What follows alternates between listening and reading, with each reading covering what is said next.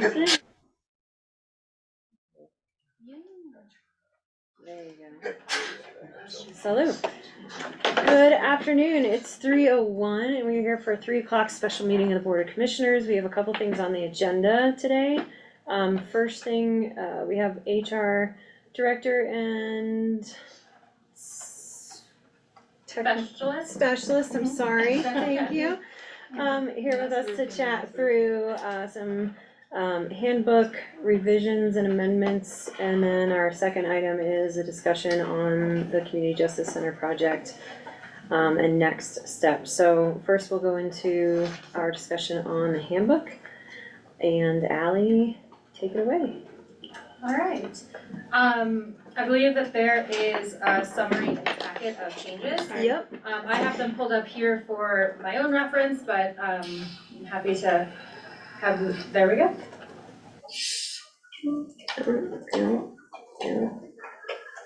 All right, so the basis for these changes are that Human Resources receives regular feedback from Lake County employees and leadership concerning employment policies, including those listed in the employee handbook. The handbook must also adhere to state and federal law. For these reasons, the handbook must be regularly reviewed. We did contract with JER HR Group, their HR Plus, that's what they used to be known as, to audit HR practices and the employee handbook. One of the revisions is based on their recommendation, and then the others are based on best practices in HR and staff recommendations. Any questions before we get right into it? All right. So the first policy that I'm proposing to be changed calls attention to the restriction of out-of-state remote work.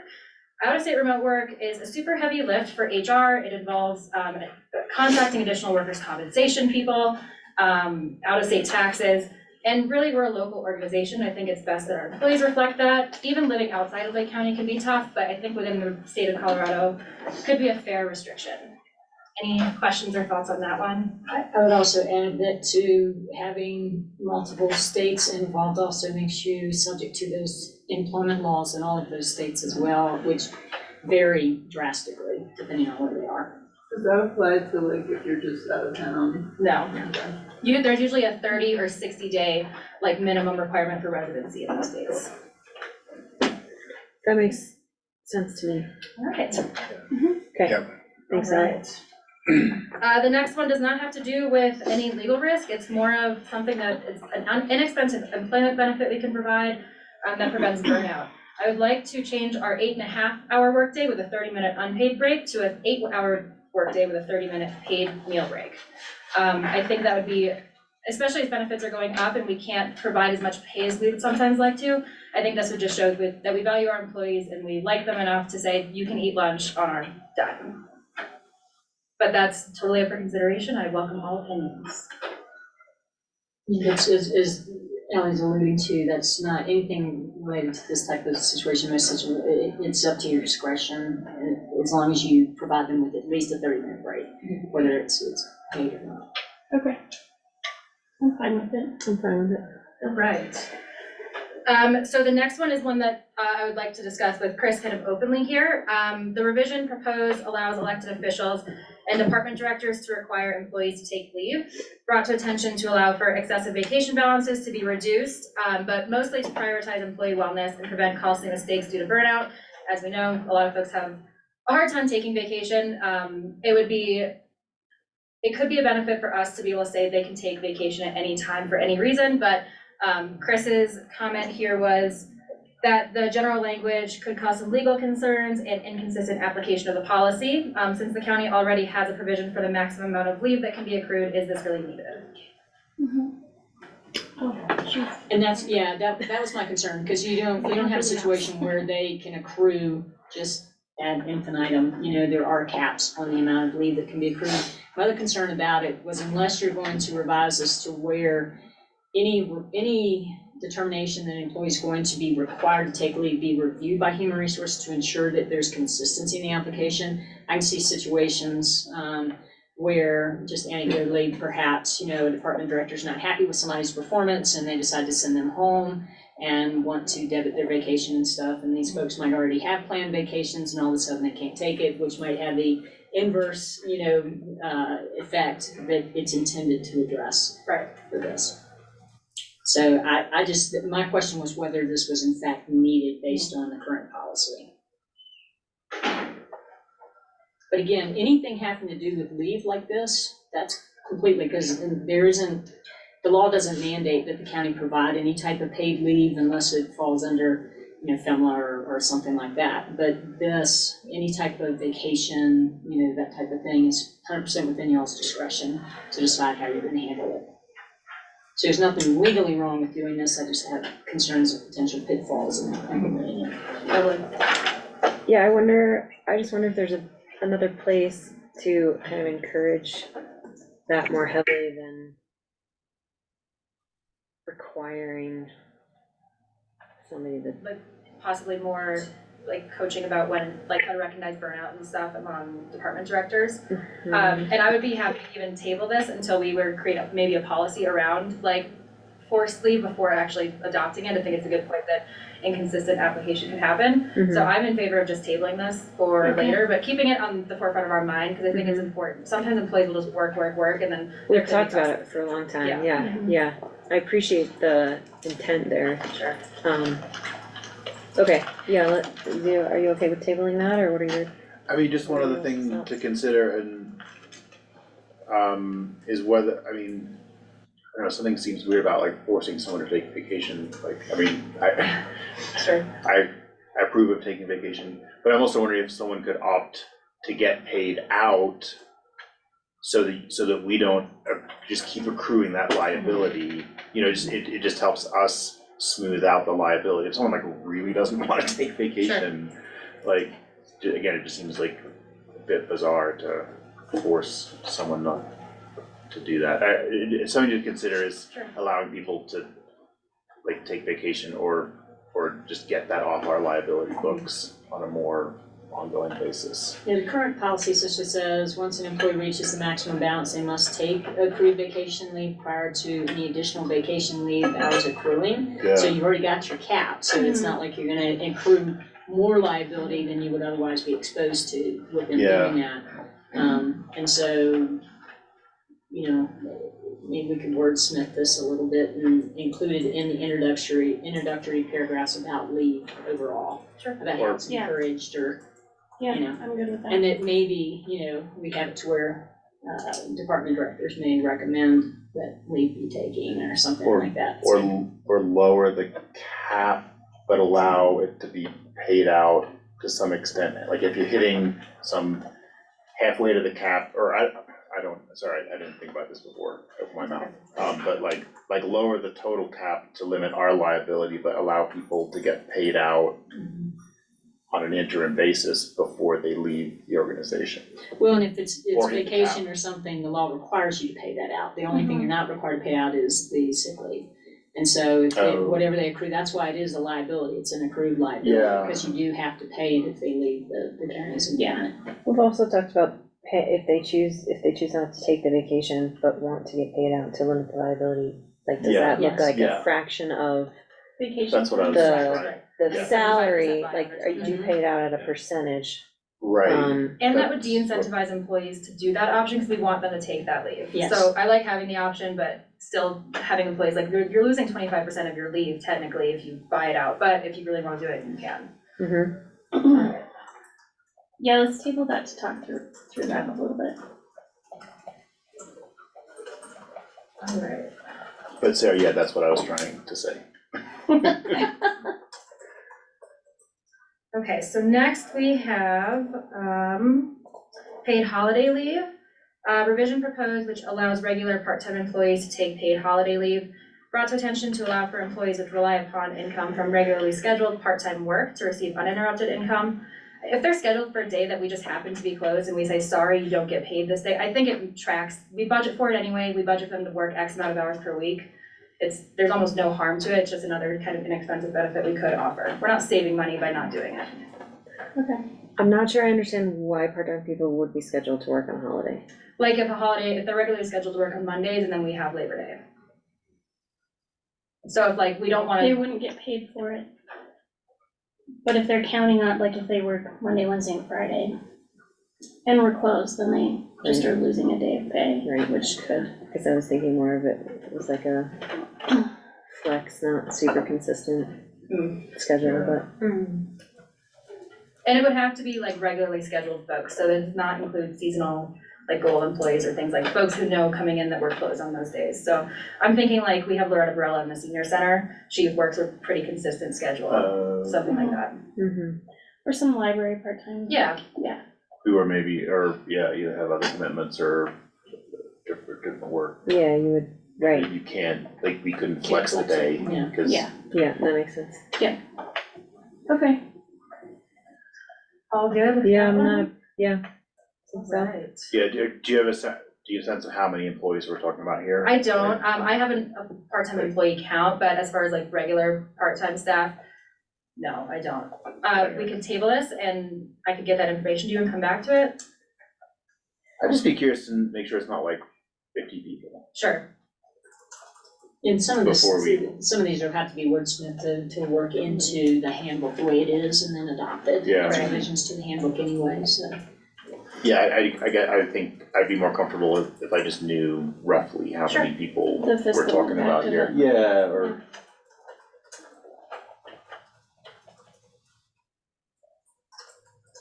Like rec employees would not be included in this because the rec programming is not scheduled on those types of days. So Yeah. just thinking, I would think of it like a full-time employee who just works less than a full-time employee, like those Yeah, types yeah. of folks.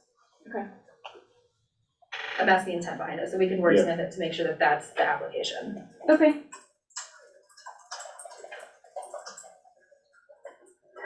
All right. Kind of in that same vein, paid personal leave for part-time employees. We currently do not have personal leave for part-time folks, and it's posed some issues. In the past, it has happened, but I don't think that it was standardized enough. It was confusing. Some people received leave but would only work 1 hour a week or something like that. So I would like to offer paid personal leave again to part-time employees. I'm thinking again, Loretta in the senior center, if we're budgeting for it anyway, regularly scheduled work. But we would have personal leave allocated. This is for 3/4 employees. So we're gonna standardize this for 3/4 staff. It used to be that you would do it based on their regularly scheduled hours, but if we don't know exactly how many hours they're working, I see in payroll that people who are between 30 and 39, sometimes will work 30 hours, sometimes will work 36. I think we can just standardize it to 18, 12, and 6. And that way it's applied uniformly across all 3/4 time employees. Okay. Makes sense. And that way everyone gets it, so no one's missing out, no one's getting extra leave that they haven't worked. Yeah. All right. So back to the tangent that I just went on and decided to stop about personal time for part-time employees. We can scroll down, Okay, no rush though. So like I said, I would like to prorate it based on the amount of time that they're actually working for us. It would still be prorated based on the date that they're hired, similar to full-time employees. But we have it broken out to 15, 20, and 25 brackets. So if they're hired between January 1st and April 30th, and they work 20 to 24 hours a week, then they get 9 hours of personal leave that they can use throughout the year. That is a similar ratio to what full-time employees receive at 24 hours. So that's kind of just the table. But I also have this paragraph. It might sound confusing, but I'll read it out first. Eligible employees whose scheduled hours are adjusted within the same employment classification, so those are employees who are part-time to part-time, mid-year may not receive additional personal leave until leave is allotted on January 1st of the following calendar year. So someone who's scheduled for 25 hours a week or 20 hours a week and moves up, they wouldn't get that 9 to 12 hours of personal leave. We're gonna keep them where they're at, avoid confusion. But then based on the following year, whatever their supervisor says their schedule will be, that's the amount of leave that they would get. So just really trying to standardize this so it's applied correctly for everyone. Employees who change employment classifications mid-year may receive additional personal leave prorated based on the date which their classification changes. So part-time moving to full-time, we would just take what they should have gotten if they were a full-time employee and just add on those hours. the balance of that. Yeah. Okay. Don't have any questions on that. Okay, so, Yeah, that looks good. All right. Next one is sick leave, and this is in accordance with Colorado law. Bereavement leave and evacuation of employee residence and care of a family member whose school or place of care was closed. It's been added to HIPAA. So just updating our handbook in accordance with that. We will still offer bereavement leave. This extends to allow employees to use sick leave, but then if they're encroaching into FMLA territory, then they would work through the FMLA process as well, if they need additional time. Okay.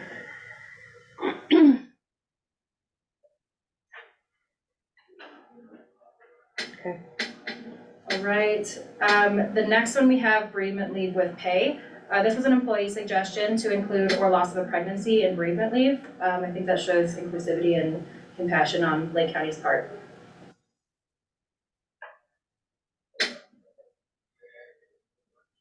Questions about that one? Mm-mm. All right, moving right along, workers' compensation. This is another law that was updated. The maximum amount of days that employees can provide written notice to us is now 10. We still encourage sooner, but they can do it within 10. So updating the handbook to say that. And then the final one is, well, the second to last one is employee disaster worker acknowledgement. Claire might be able to speak to this one a little bit. The EMPG grant audit, the state would like to see employees sign a page saying that they will have to work as a disaster service worker in the event of an emergency. We also added some language about training exercises to encourage folks to come. And so this will be the third page of the handbook that employees sign. It'll be the receipt, this one, and then acknowledgement of receiving our harassment policy.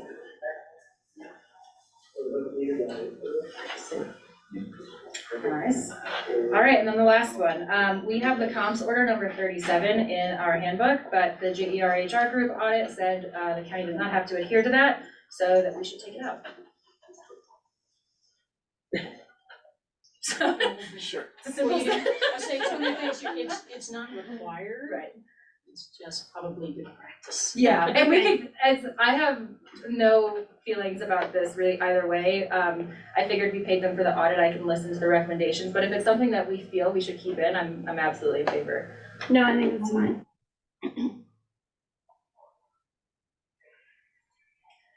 All right, well, that was the last one that I had for you. So I have in my notes wordsmithing the holiday policy and ensuring that the part-time paid leave is kind of wordsmithed too, to make sure that we're applying that the way we want it to, and tabling the forced vacation leave for later, once we get policy, and encourage coaching and prevention of burnout among employees.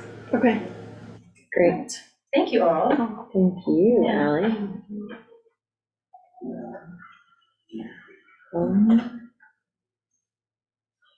Is this I'll considered, entertain a Oh, sorry. motion to amend those changes pending final legal review on some of the wordsmithing, and tabling those two items, was it? The holiday pay and the leave? I think tabling just the leave forcing, but wordsmithing the holiday pay and personal leave to make sure it's applied the way we want it to. Just, Jeff asked about numbers Okay, and the, we like, can fiscal table that. impacts on We that can table that too. for. Well, given that, I mean, once you figure out how impactful would that be if you find out it's a significant number of part-time employees that be impacted, the physical, because that's, part of it is the physical impact of doing it, and. Part of it's the benefit of Yes. offering for. Yeah, so you could just table it and a revised version will be presented, you know, either through legal or our specialist later Sure. on if you want, so that you're not tied to it yet. If there are Yeah, other I things you mean- want to consider. I don't have a number in my head about like what's material or not, sorry.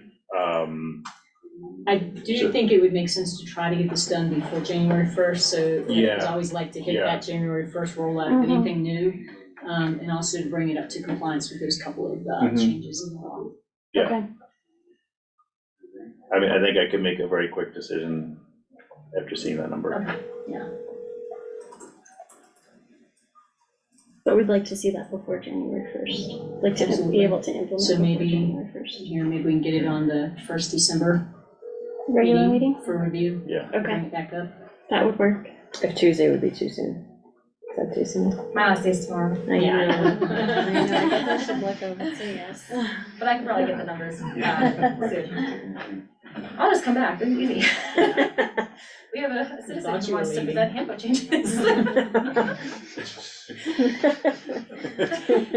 I would. Take public comment on items on the agenda. Alright, so do we wanna just table all the changes, If keeping it as one packet and tabling it for a short period of time, that's just cleaner than That's just, doing or it maybe if partial. you Do that. Yeah, carry it over to the first meeting in December. Yeah, let's do that. Okay, that works. alright. great. Thank you, Ally. Great, thank you. Okay. And we don't have any materials to pull up, I do not believe, for the next discussion item. Let me- I think if we need to, we can pull up stuff from previous work sessions. Okay. Did I not share the screen, or did I just stop sharing? No, you're still sharing. So you have to get the meeting controls back. Yeah. Alright, there we go. Okay, next on our agenda is a discussion and conversation over the Community Justice Center. And we had work sessions in the last couple of weeks, presenting some hard numbers for us, and discussions over financial impacts.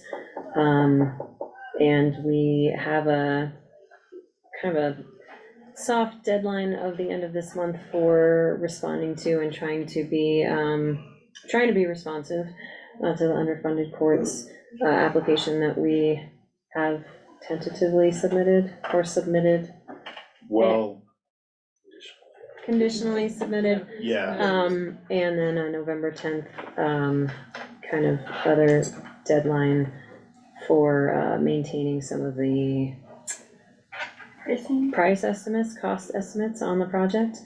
Commissioner Fluger, do you wanna start our conversation? yeah, I mean, I think it's just that there are, I mean, there's, so the underfunded courts presentation, like you said, and then sort of keeping the design team and subs kind of hanging.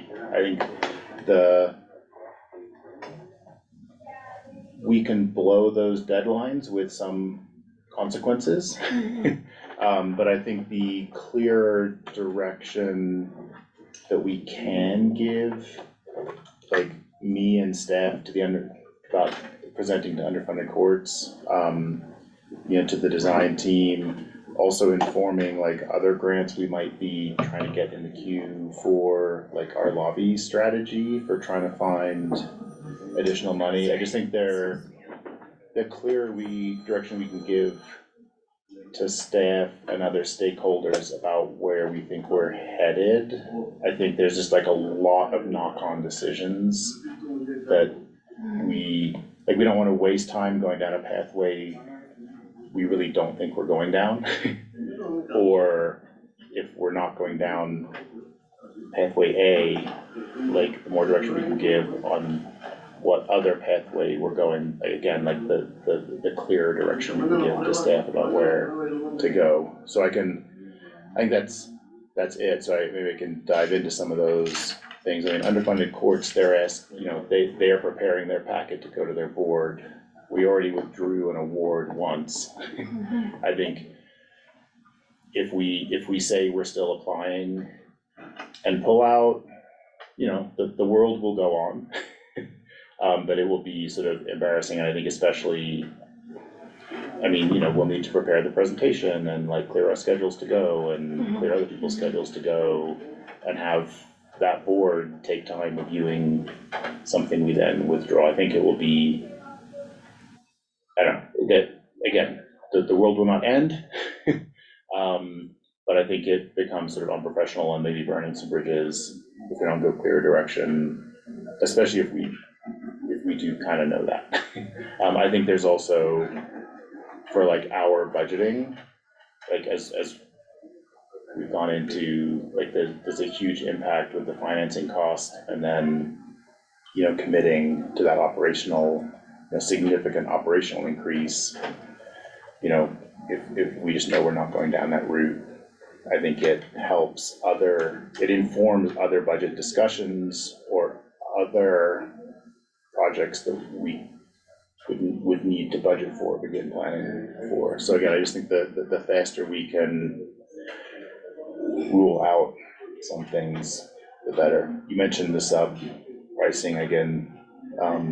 Yeah, again, we can, you know, we can miss that and go back out for pricing and take another month of cost escalation, you know.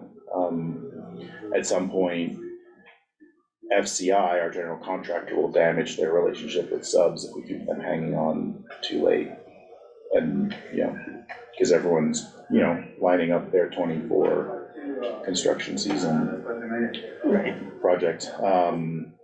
You know, and then I think on sort of like grants and lobbying, you know, if we, you know, we have talked about doing our own lobbying and hiring a lobbyist potentially to help secure additional state funding to make the math work, you know, to get significant additional state funding.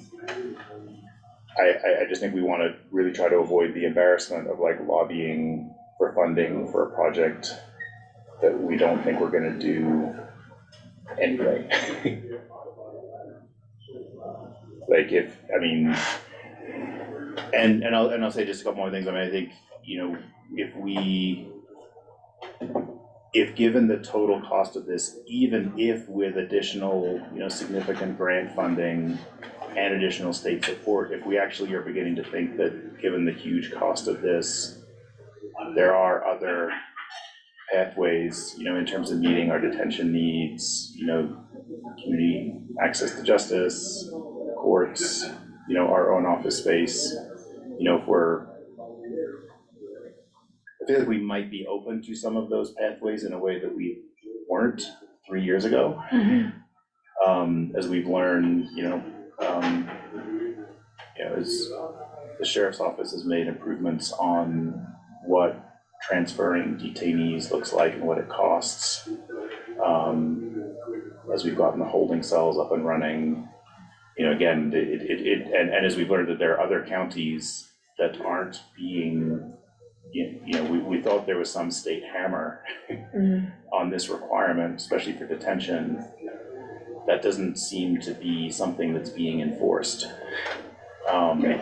And, you know, I just feel like there are more options on the table than there were 2 and 3 years ago. So again, all which is to say, I think the faster we can make decisions on whether we are going to take another shot. Well, I mean, and sorry for not like having some slides presented for this, but I think, you know, coming out of the workshop with GSG and the alternatives, I think we were persuaded that the current plan A on the new site was sort of the best of all the new construction options that did jail, courts, you know, law enforcement and other community functions. But the price tag is just eye-watering. But moving forward with that in 24 is one option. Doing another year delay like we have done and seeing if we can raise more money before committing is another pathway. And considering other options, you know, actually sort of affirmatively saying, no, like that plan just cannot make sense given current funding availability, and we are going to pursue some other options. I think, yeah, I just think we need to give direction. And yeah, so anyways, that is sort of, I think, where we're at. And again, I mean, there's like all kinds of like knock-on decisions about like grants we're going for, who we're keeping under contract, like what, you know, impact that has on other cities, like the sheriff's office, police department, you know, the courts, in terms of planning, you know, county managers trying to figure out office space for people, there's just like a really long list, what the RFP for the lobbyist is, what we spend our time lobbying for, what we do with the UP site. There's just like a very long list of like work, threads of work that get affected by those decisions. And I just don't wanna be pursuing more things than we need to do. And then I'll come back, I think the UFC thing, it'll just be embarrassing to like be in their packet and then not show up. Yeah. Which in the grand scheme of things is minor. But I just think we should try to not be in their packet if we know we're not pursuing funding for this year. If I may offer to, perhaps in advising them of that decision, just to say, give them some context for it, Oh, yeah, so that they know it's because even if they were to be very generous in what they were to award, it still wouldn't narrow the gap enough Yeah. to proceed. Yeah, and I'm happy to prepare that presentation and deliver, yeah. a Maybe joint more. message. Yeah. Yeah. If I could add to that Yeah, a little bit. yeah, I think sure. we had a work session last Friday, and I think for me and Commissioner Marcelo, please speak on this point too, but you had raised a point about the lending that we would be pursuing, and, the 60 million, like you said, was the least of the costs, which seemed great, but after processing and looking at those COP numbers, it's really saddling the community with, what was it, 112 or 103? What was it, 113 overall, with Depending on the interest? scenario. But yeah, from, I think it was like 102 to 118, given the scenarios and the terms of the COP. At $113 million over Repayment. Over 30 payment, which I guess none of us were naive to understand the interest, but when really looking at that, it's like, well, what can we actually provide the community with that kind of money in upstream and preventative services, and or looking at alternative designs. And I did not confer with either. I invited Gloria and John Scott. And Angel's on there. Oh, Yeah. Angel's on here, and Sheriff Speckman. I would invite their comments and contributions to the conversation, as well as manager and attorney, of course. Yeah. If that's okay with you all. Can I add one thing to that? I Please. mean, because I think one perspective is, that with interest rates, like what that huge additional interest rate payment is over the term. But I also think back to when we first put numbers to this project and, for example, went to city council to get their $5 million contribution to the project. And at that point, we were looking at $45 million all-in costs, and now we're above 65. And we were thinking that interest rates were like maybe even below 4%, and now they're well above 5%. So that cost escalation of over 30% and the interest rate hit, it's just a very, and we were hoping with grant funding and additional assistance, we could get below a $2 million a year payment. And now we're above 3 million, plus better numbers on the operational cost of staffing the jail. And all of a sudden looking at 2 to 3 million more than we were thinking. In COP payment and operational costs. Yeah. Yeah. And that's net operational cost above savings. So, there's,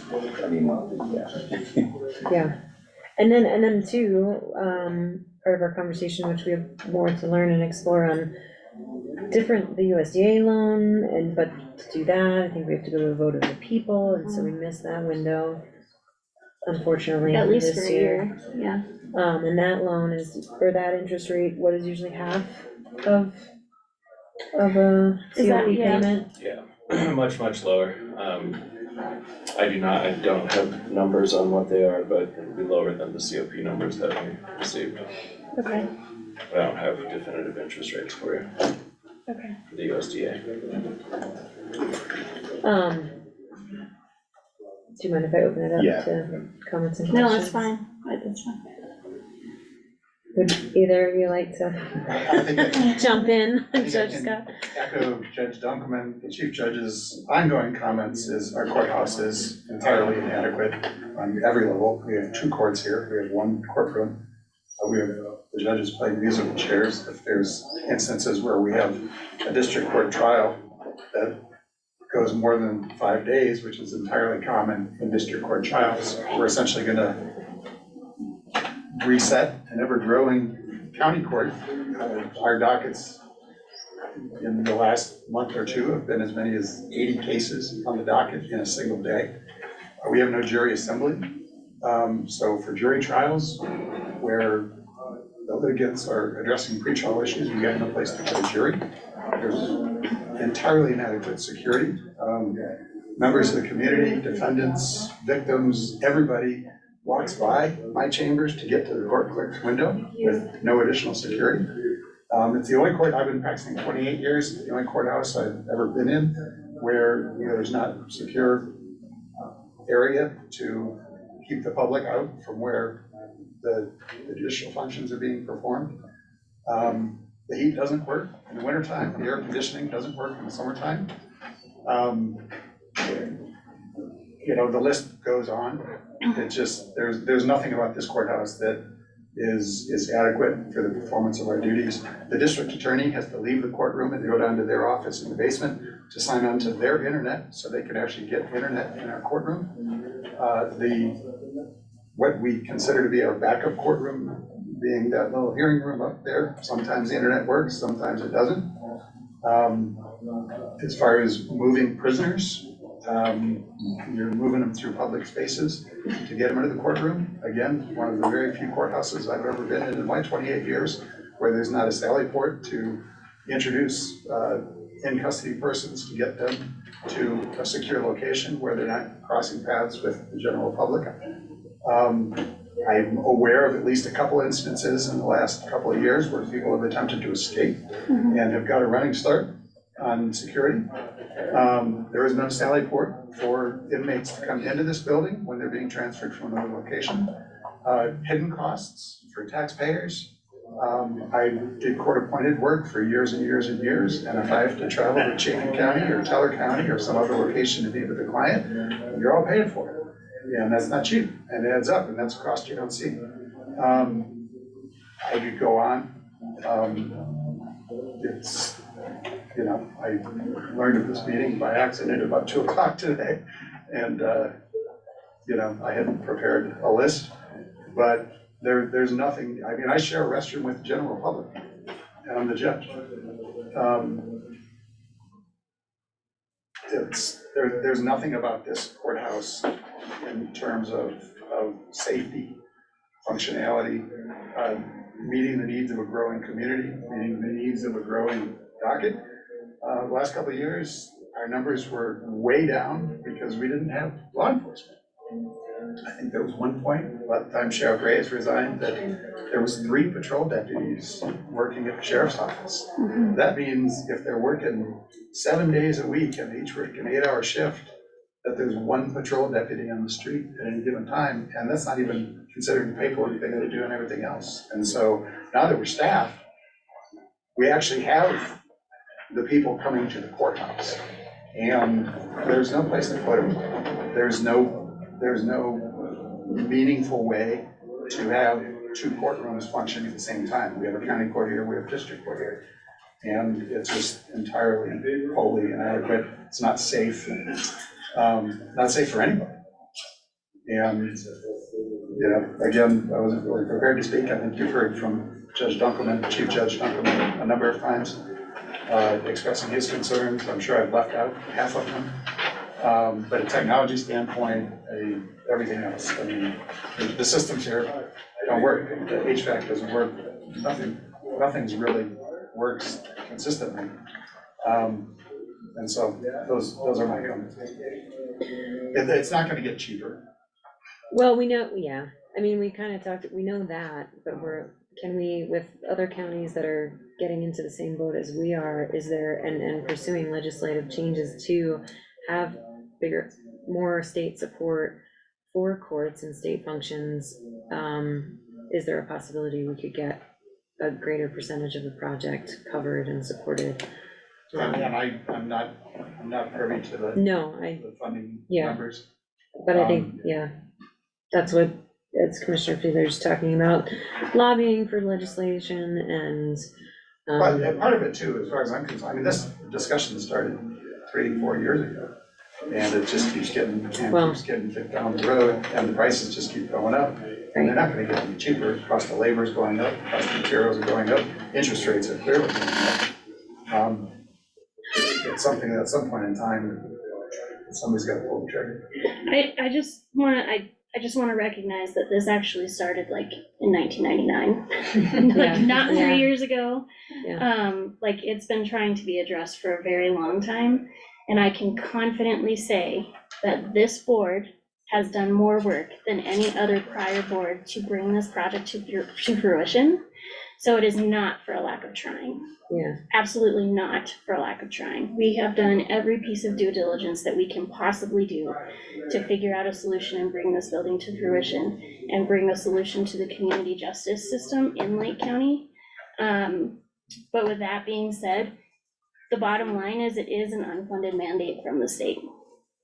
And we are in a particular situation where we don't have the flexibility in valuation and taxability with the amount of special districts that we have in our community and having one municipality and not multiple municipalities to be able to leverage those tax dollars and turn that into something where we can snap our fingers and find a solution for $65 million. And so I just think our role is to make sure that we leave this office and this job and our community in a better place than we found it. And we do very well recognize that that is a piece of that. This community justice system is a piece of that, but it is not all of that. And I am genuinely concerned that if we move forward with this today, knowing the full cost that this community will bear in the next 30 years, I cannot in good conscience leave this job knowing that I left it better than I found it, because we will have nothing but a building and no other ancillary services. Because once the mine closes, like that's it. That's it. I mean, we have to figure out other plans to be able to have partnerships and collaboration in making this building come to fruition. And I just hope that the state courts recognize the work that's gone into this in the last 3 or 4 years. It's not work that has not taken every ounce of sweat equity that this board has had in the last 3 years to figure out a solution. And we just are exhausting every single road that we come to. Like that's really, that's all I can say. I just want the public to be aware of like, this is not like, oh, we're just gonna keep pushing it off and put it on a shelf and put it on a shelf and put it on a shelf. Like we have put every ounce of energy that we possibly can into this project.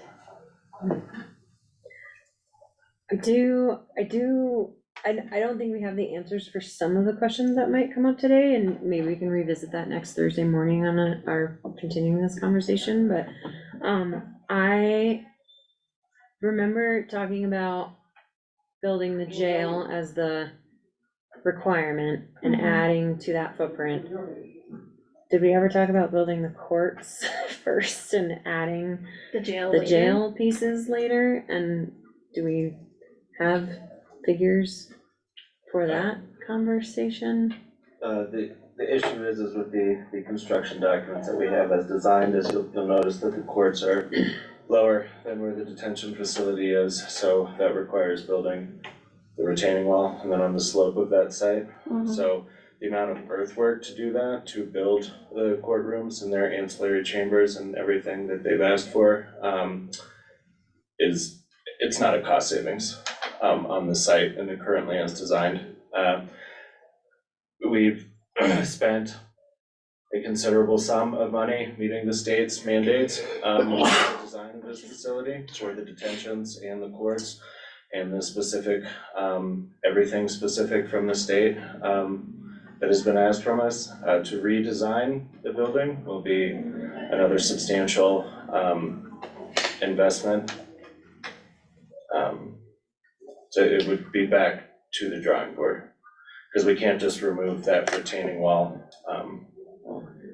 Well, I wonder, yeah, and in my brief conversation with Sheriff Speckman, you know, talking about if, and I don't think that it's as easy as probably applying a change to that square footage cost if we reduce the beds and put in the work release program or medical hold facilities. It may look very much the same, but that's also another question I have. I just wonder if there is a redesign in that aspect, in the jail aspect, is it still worth pursuing some level of an increment construction now and or going to the unfunded courts for the courts piece? I mean, which we would be asking for anyway, doing that earthwork and looking at a different, I don't know, but it's still very much, I understand, back to the drawing board. Well, and I Design, I think. I think that we've reached the limit with the jail, right? Like being able to cut from the jail facility itself, like we've reached the limit of what we can cut out of there for it to be feasible. And from a traditional standpoint, I'd say yes, and I think that's where we're at now, is left looking at other options on, you know, a community corrections types of facility that offers alternative sentencing, you know, and does that meet the requirement of the state? And then we're, you know, as a county, looking at that community justice fit from a different angle.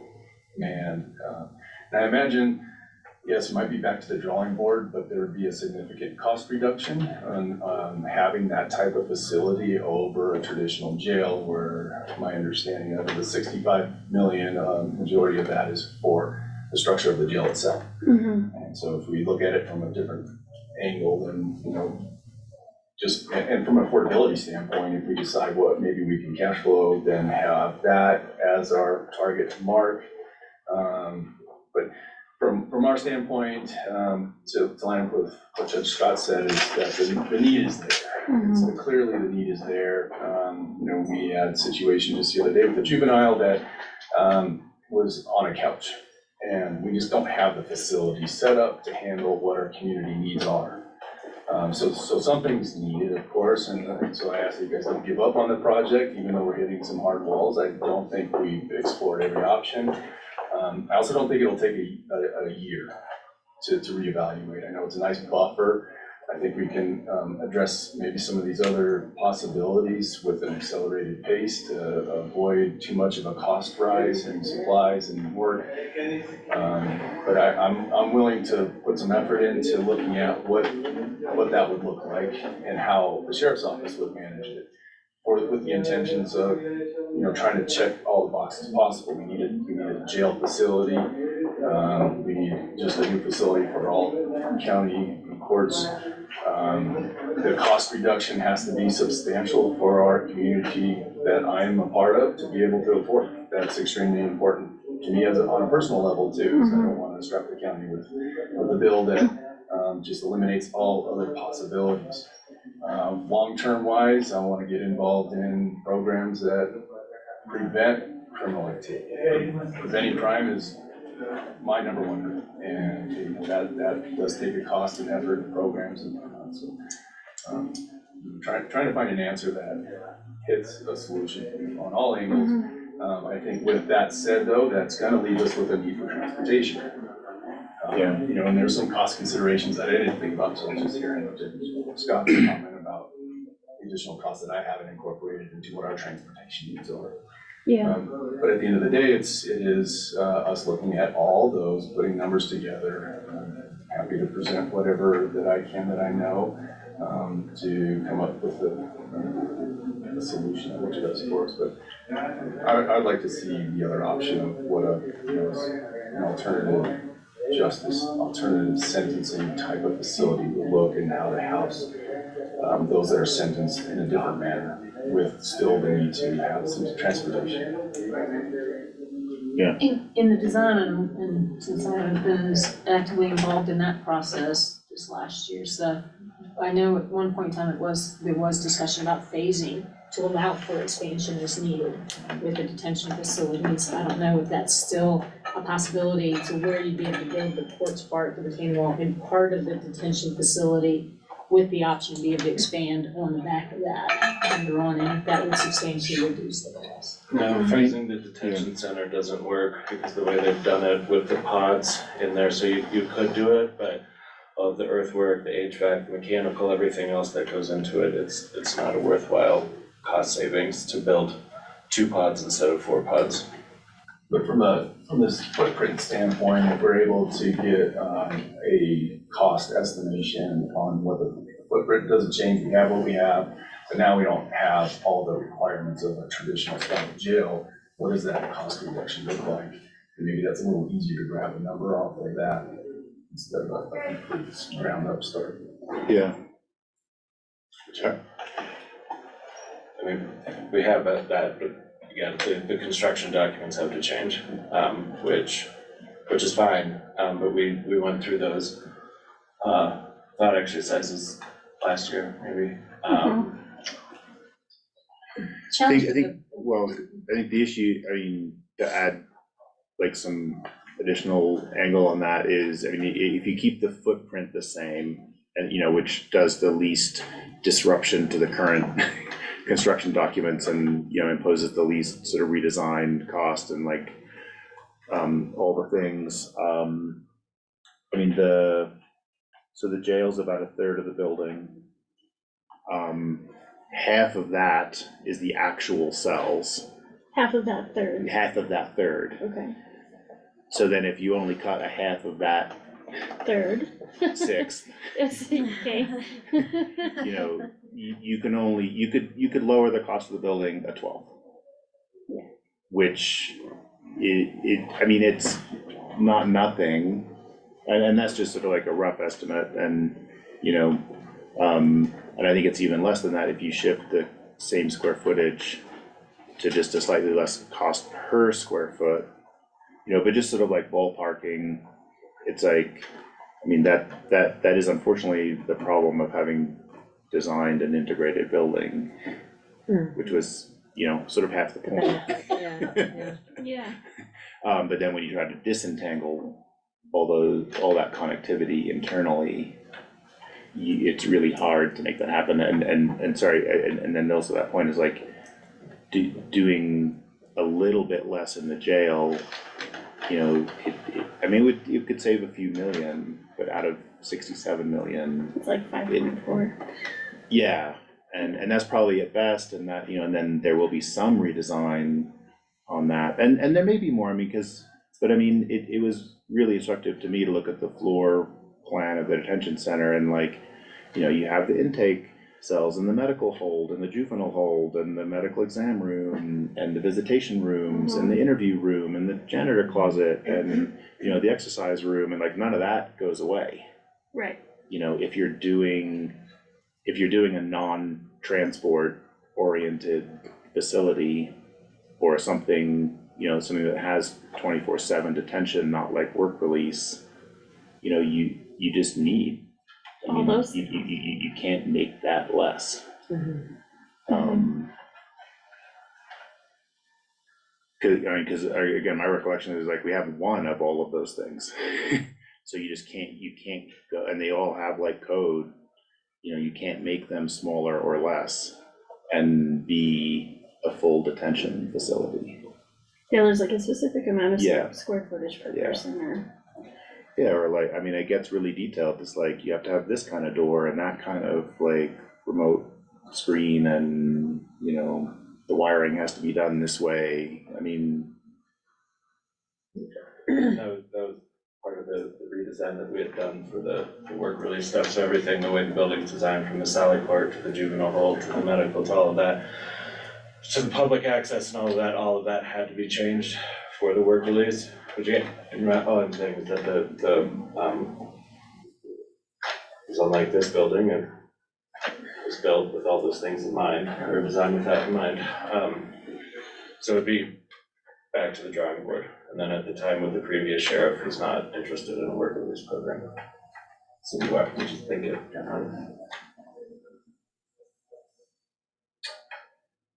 Work release, the inmates pay their own way. It's probably revenue generating for the county.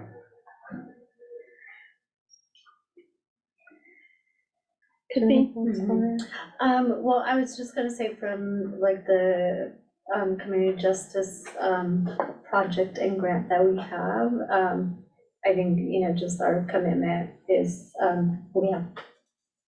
we said it since day one, it's, no matter what happens with the Community Justice Center, I would say the commitment of the project is to,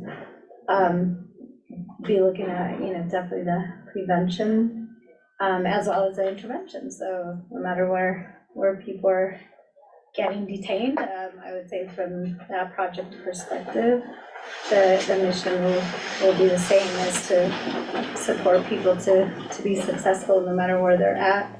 And so, especially if, this project doesn't happen soon, of course, the pieces that we want to be looking at in that project are how we can support people to be successful, and how we can support the, departments in ensuring that we are connecting people to resources and everything that we can to help people's transition out successfully and to stay out.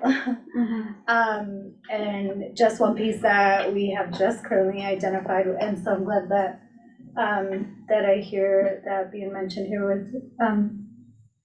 with the sheriff, the juvenile piece. So we have the SIM mapping for the community justice project. I was gonna say center, so for the project, and one piece that is absolutely missing from that is the juvenile justice component. So there was never anything, kind of identified in juvenile justice.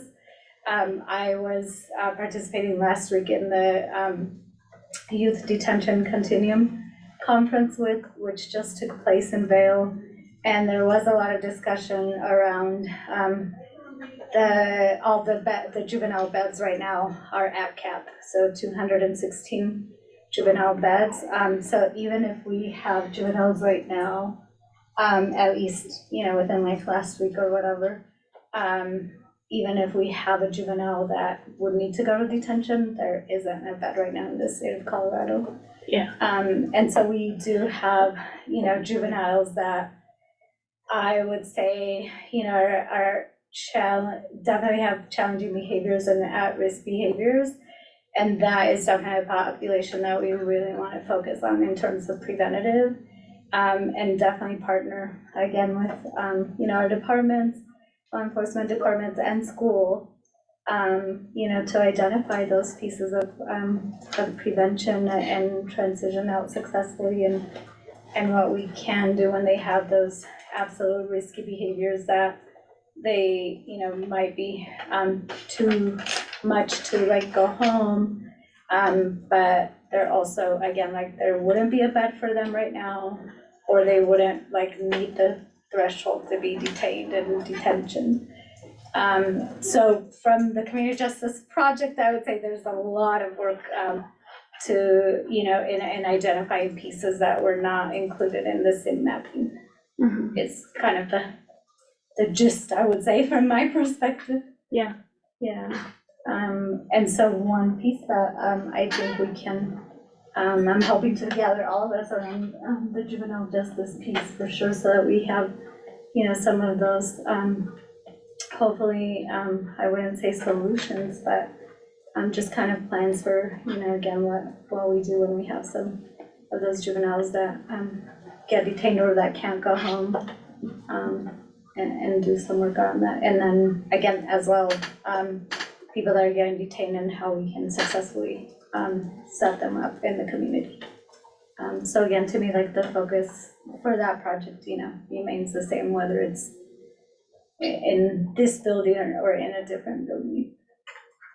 Well, I really am very interested in the prevention and intervention work. that can happen with your grant and with additional resources from the sheriff's office. But I'm also mindful of, like, that is a trade-off to the physical facility, right? Like, our mills are maxed out. If we do that work and there is an economic downturn, we won't be able to put money into prevention and intervention. And so I think if we can buy ourselves, even if it's a year to go to the voters to ask for a USDA loan, that may have a lower rate of interest, or configuration on the facility to still find a solution that fits within our budget, like that, to me, that is worthwhile. But I think there's so many other things that we have to work on, and we already know that we're not gonna buy ourselves out of the housing crisis. Just gonna mention housing is like Right. another thing. I mean, unstable housing is a huge determinant or, factor criminal on the justice, work, we were yeah. just talking about, like, in terms of starting that spiral into deeper problems. Yeah. Kayla, back to your point, it's like if we commit 3 to 4+ million a year for 30 years, that's money that we don't have to address housing or other upstream issues. Yeah, And when you say we don't have, we literally, it's not like, I mean, we, what the numbers you pulled up was like a 1.3 to 1.8 net after all of our payments projected of like discretionary then Yeah. funding, which really is And COLA increases and health insurance increases and not any other.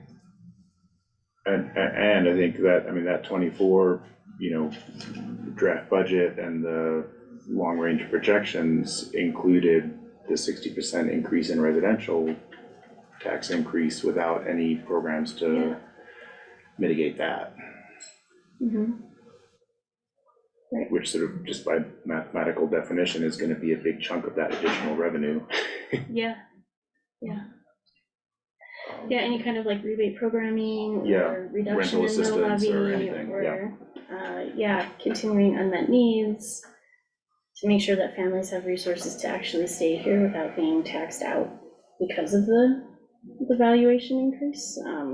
If that's another huge piece to that I don't think we've worked all the way through, but I think those are trade-offs that we need to dig deeper into. I mean, if you place $5 million into prevention and intervention and social programs to deter from the criminal justice system, or housing, or food benefits, or health benefits, I mean, I don't know what that.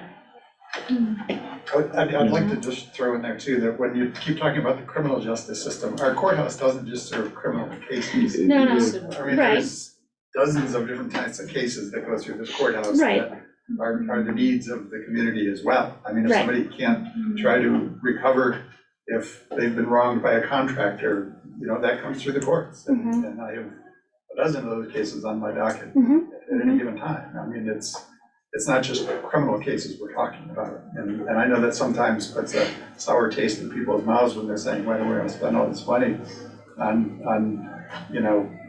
fostering an environment for the criminal justice system. We're not talking about a criminal justice project here.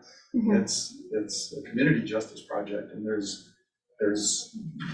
dozens of different types of cases other than criminal cases that come through the courts.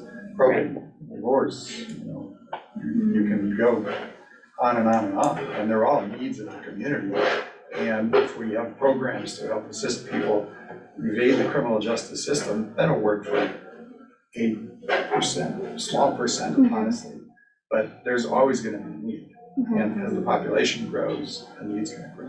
Mhm.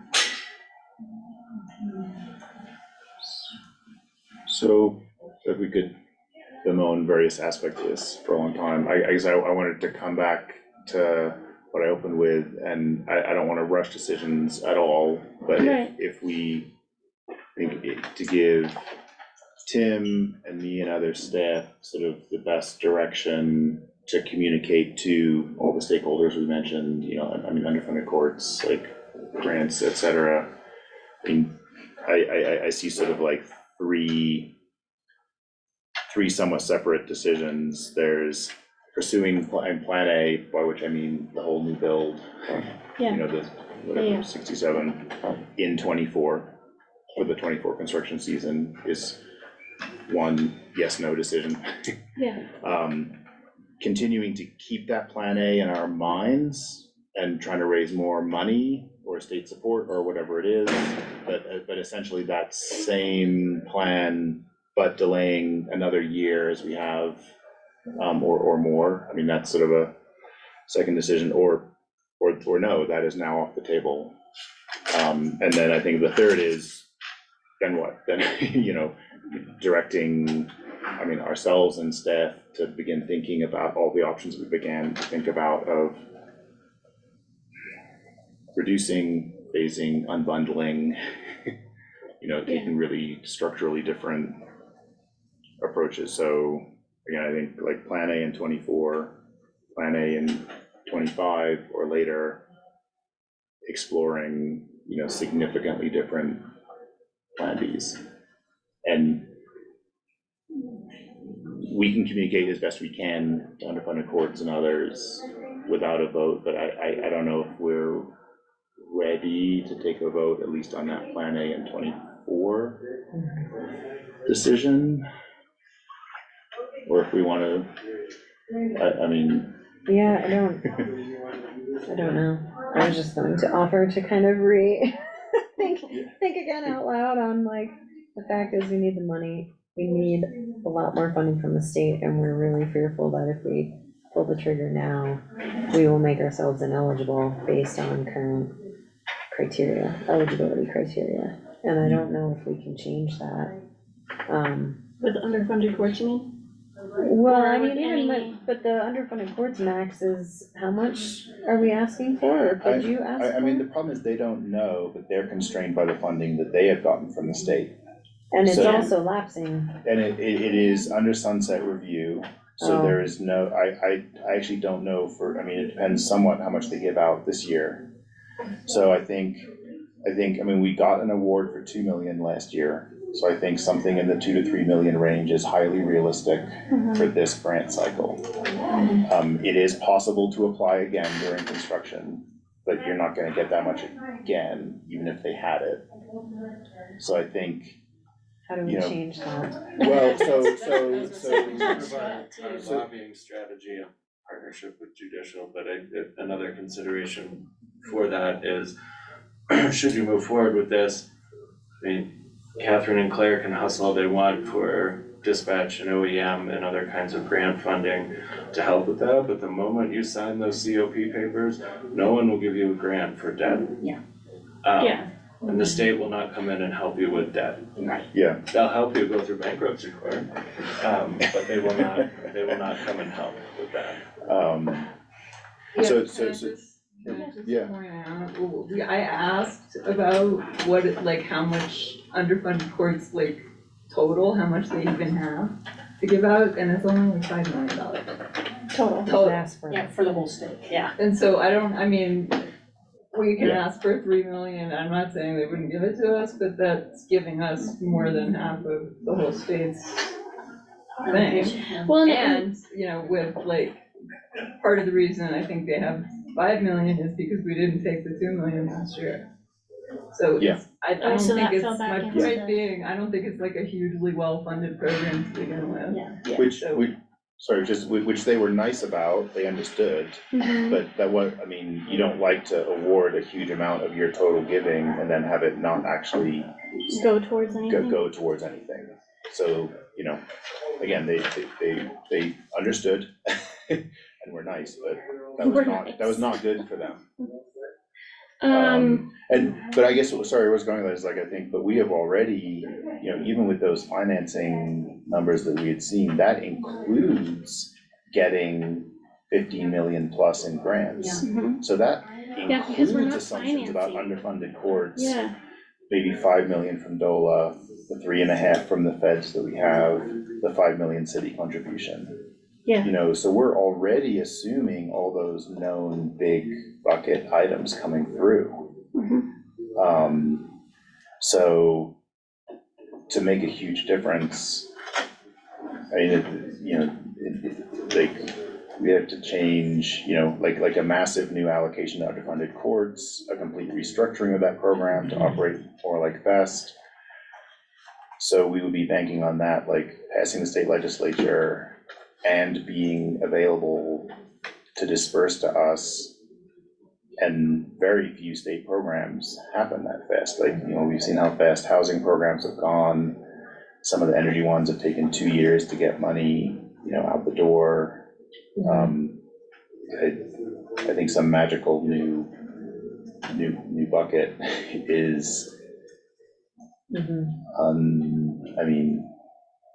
Yeah, well, and I was also gonna offer, which isn't the most responsible way to plan for it either, is we could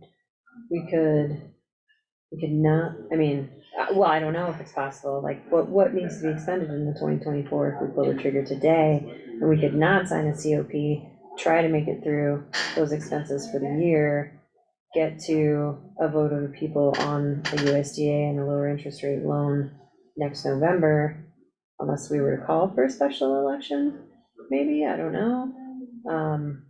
Tracy's head might explode. A presidential election and a special election. Yeah. Oh.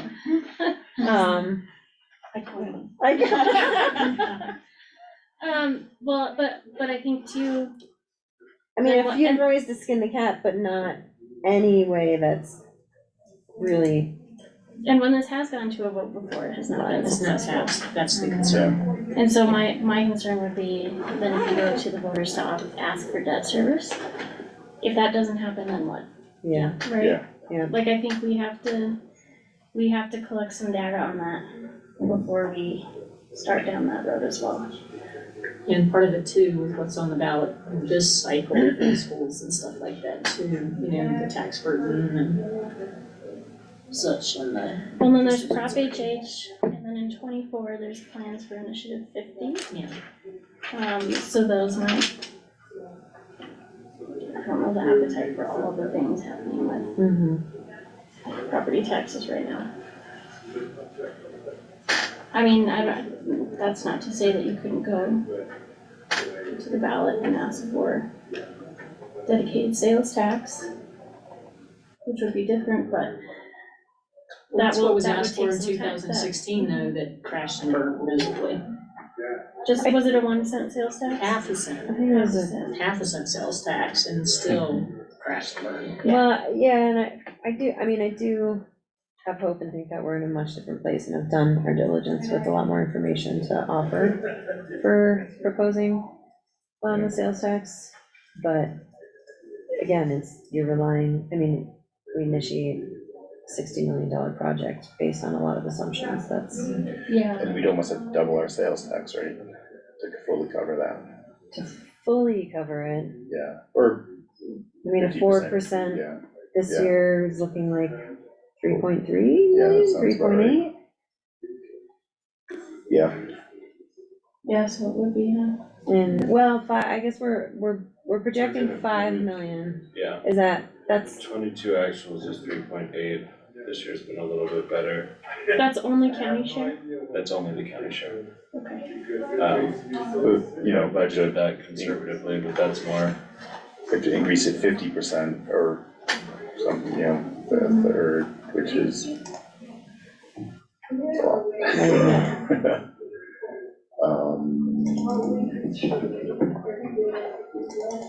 Yeah.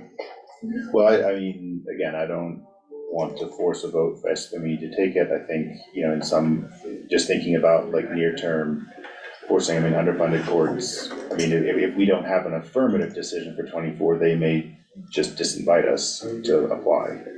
yeah, I wonder, Which, I mean, that would make our decision for us. you're right.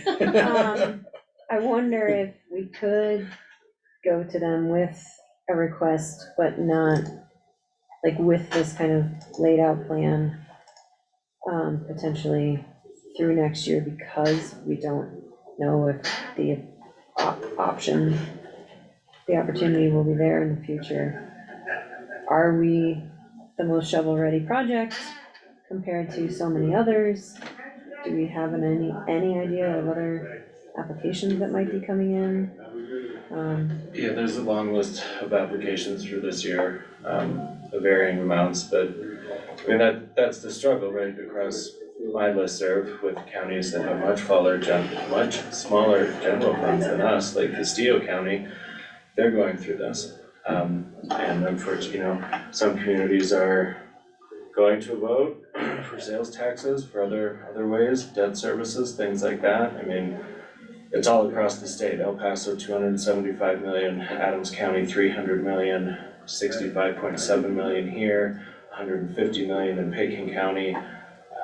It's just not sustainable for local governments, in my opinion.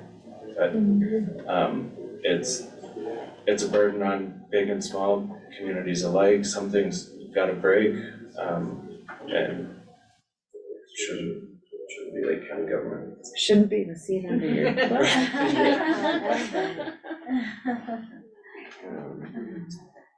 Yeah, I wonder too if we tell underfunded this story, right? Like, this Yeah. has been a 25-year deal of us struggling on a local level to figure out how to bring a project to fruition that we just are being told you have to do it, or we're gonna come in with a hammer and make you do it.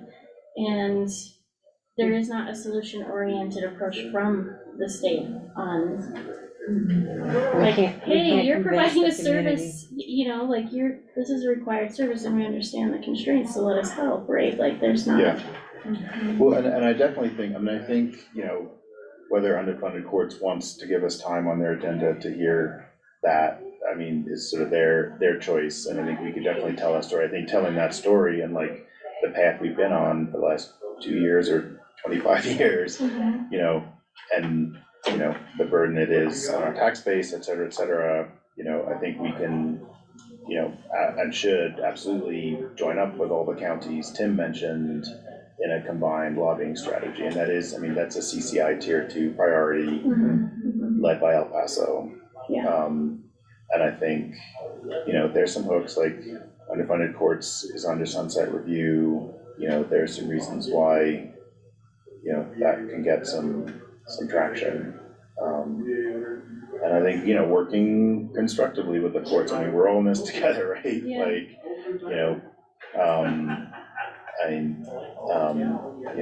trying to, tell that story as best we can in our lobby efforts.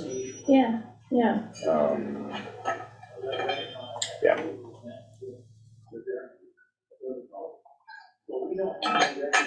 So I think we can hold off until, or I don't know, again, so I think the question on the table, not in a motion yet, but, is whether we wanna actually say something formal on Plan A and 24 at this point, or not make a decision which we can communicate to underfunded courts and see what they do with that.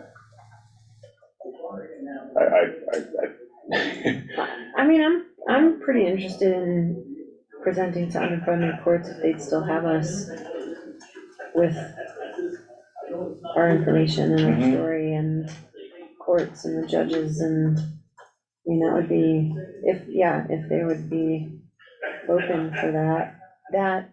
That's mid-November, right? Yeah, 16th. 16th. Thanks. Yeah. And it's just so you know, your peers that will be there, Dolores, Fairno, however you say it. Where from? Where from now? Thank you.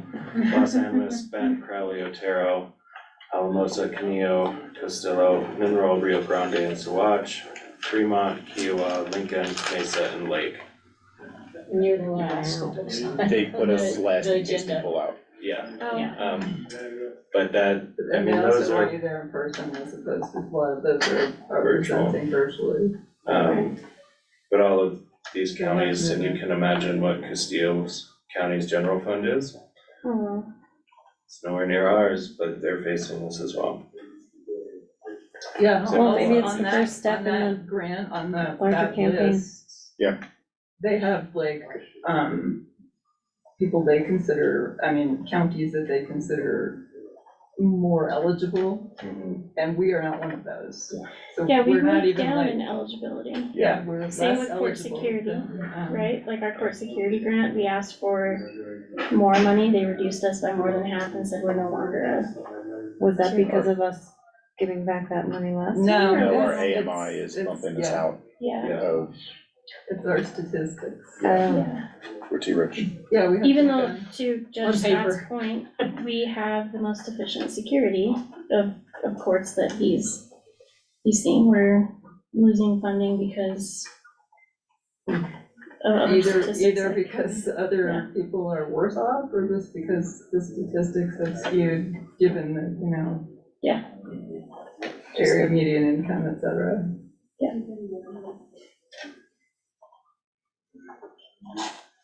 I don't know, I mean, I feel like it's worth making the effort, maybe the first step in the larger campaign. I don't think the point is lost on me that, you know, I'm very nervous to like sign a certificate of participation and lose any other option to seek additional funding, and I know Me too. that deadline for price guarantees is coming up November 10th, which will Yeah. come and go, and, Yeah, I mean, we'll just have to get yeah, just go we back don't out need for to pricing and, redesign, we just need to go back out for pricing. yeah, it's, I mean, Um, you know, inflation, cost escalation is running at about $500,000 a month for our project. So every month you don't hit go and lock in pricing, You can add 250,000, $500,000. oh, 500,000. To the cost. So a year, you know, because it's about 10% a year. So, So add another 6.5 million to next. Yeah. To 25. well, and that's another thing about delaying is like, then you have to raise that extra 6.5 million. Yeah. So it's just like. Yeah. Yeah. Well, so, All that good news. Chip's like, all right, I'm out. No. I gave you guys all the information I have. Yeah.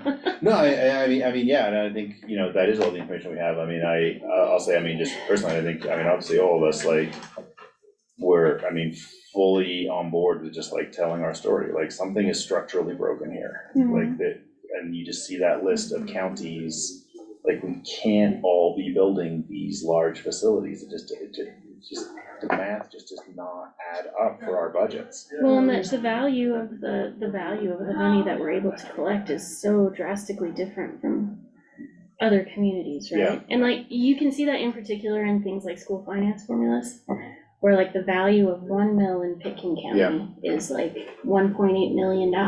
The value of 1 mil in Lake County is $399,000. Yeah. Right? Like, we are not able to compete with those counties, but those counties also do not have any affordability. Right? So like, there is definitely equity issues there. And there's a reason that Pitkin County isn't going to the underfunded fund. Right? I mean, they can say like, okay, great, we'll dedicate 2 mils to that. We're not maxed out. Cool, done. We are maxed out, Yeah. At the highest valuations ever. that we've ever had, ever. When we did this in 2016, we were at like $125,000. We thought that was really cool. Right? Like, I mean, it's, something definitely has to change a little bit. I hate, yeah. Finish that sentence. No, I just Ernest, hate, thought you said like, you hate math. I was like, me too. no, no, I actually like that. I just hate, that it's like, it seems like that in some ways, or that one angle, of course, we should pull the trigger at a lower cost for the building, but at every other angle, I think we cut our nose off to spite our face if we do that. I don't know. So, seeing that we have a conversation next Thursday morning, I mean, I would be comfortable to request and ask direction for us all, or you to continue to pursue and discuss with the underfunded courts. And I don't know if we can collectively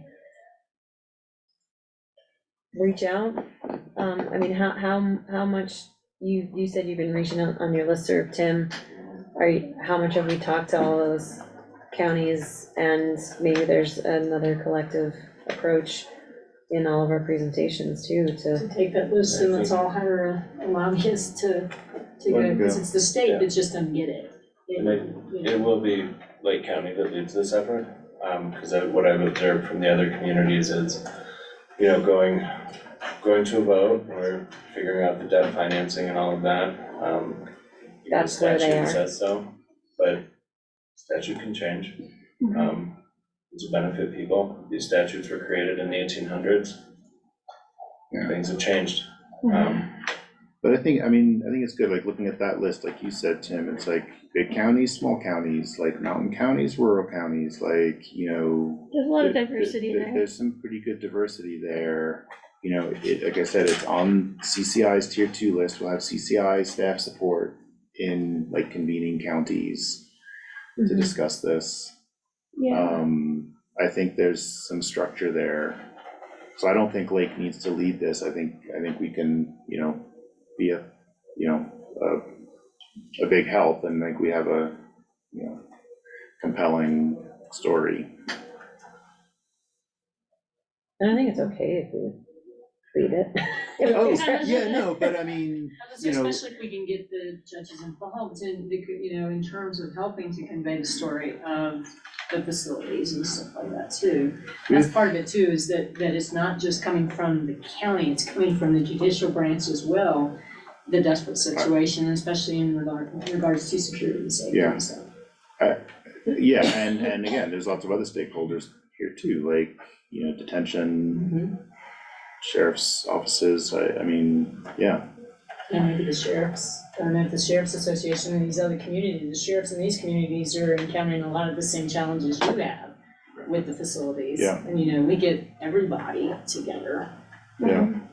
Well, and I think, you know, not to go too far down the route that's gonna be like a year-long discussion, but I think, you know, as there are more and more counties that are relying on transport, I think having that like conversation out in the open, like what does that look like? I mean, Regional. like we just always been assuming that's like illegal and not good.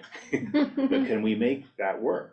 Like maybe. It hasn't been an exception to the requirement to have the Yeah. jail, and the Yeah. sheriff and I have talked about that too, to figure out some way, can we figure out some way to go that direction? Yeah. To get them to approve, well, as long as you have transport to an adequate facility. Yeah, Can that meet the need? Yeah. You know, because at his $250,000 a year cost right now for the transport of the detainees, 65 million, when you, that, for the lifespan of a 50-year building.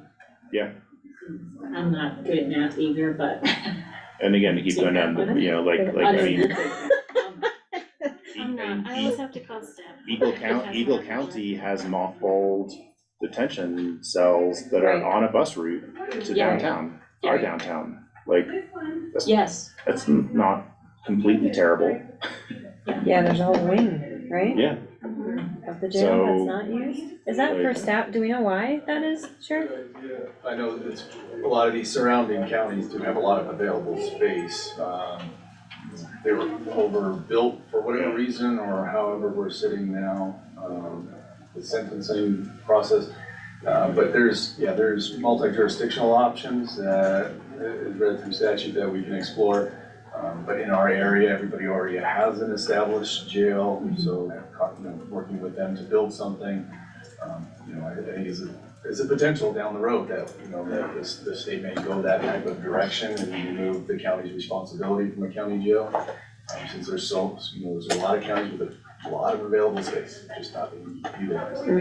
I think they need to understand that too. But then you draw back into the issue we had 6 months ago where you got different inmates in different counties and the transport demands went up skyrocketing. Defense lawyers can't talk to their clients, nobody's ready for court because they're spread out all over the state. Yeah. We have to do one Cool. location. Yeah, and that's why trying to go towards maybe a solution that the state would allow, for example, if Lake County contracts with Chaffey County, who has the capacity to much, to say this is our designated facility, and that way, you know, all parties, all stakeholders essentially know where the people are being transported to. Yeah, right, yeah, well, anyway, I feel like we're going down like Sorry.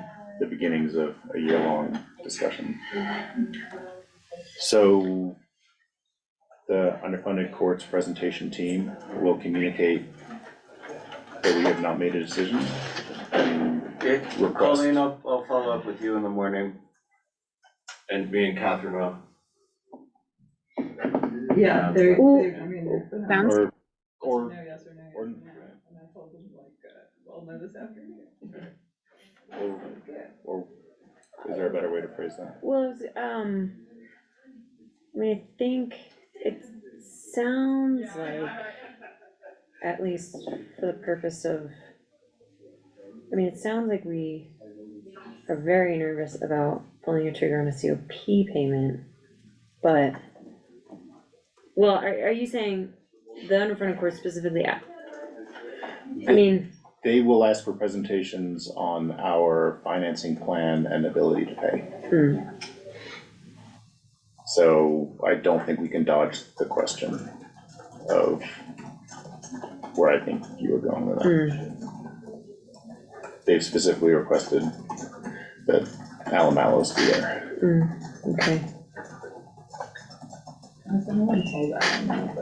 Yeah, I talked with them yesterday. I don't think we should go. We can write a very concise letter. And maybe that's what Yeah. you do is, I for the think, record, just write a very detailed reason for why you're withdrawing the request, you know? I think that's fine, I mean, I think that's fine and probably smart, like, yeah, we can control that message better, have some, you know, more respectful one-on-one private discussions first, you know. Do you know all the board members on the underfunded? I've looked back at them, They've had a little turnover, yeah. so no, not all, but. Okay, it would be good to get that to them individually, maybe. Yeah, we can do that. But I don't think it's those board members who are the key lobbying targets, it's really, No, I think, Yeah. I mean, it's gonna have to come from the state legislature, because they don't control They just get them the their, bottom line. yeah. Okay. I think it's more the judicial staff who support that, Okay. and the, we can start the draft tomorrow, Okay, and obviously state in there that we, of course, support them not sunsetting. yeah, And I'll continue working with other managers to see where they're at, if you guys. So you're going to CCI? Mhm. I think you're gonna make lots of friends. I will plan on it. Okay. But I'll I'll keep hand out working. one pages to everybody. Okay. I'll keep working with the county managers. Okay, And I know you guys have your own contacts with all the other commissioners, so. well, and a year ago, I had asked CCI to help pull together some information on counties that only transport or that have had successful ballot measures and the timing of that and what that looks like, so I just forwarded that to you of what they had started to pull together. But I think I can go back to them and just be like, hey. I already emailed Eric Bergman to Did you? ask who the CCI staff person is leading the tier 2 El Paso effort, Okay. Okay, so, yeah, I got all my information from Katie and Yeah. Jenny. yeah. Jenny, I don't know, yeah, so, okay. So we're writing a letter to tell them we're not presenting. Yes. Is that the Yeah. consensus? Mhm. And Tim, Catherine, and I will draft that tomorrow morning. Okay, Yeah, and then we'll start the. Colleen, I can follow up with you in the morning. We do need to let all of our stakeholders know. Okay,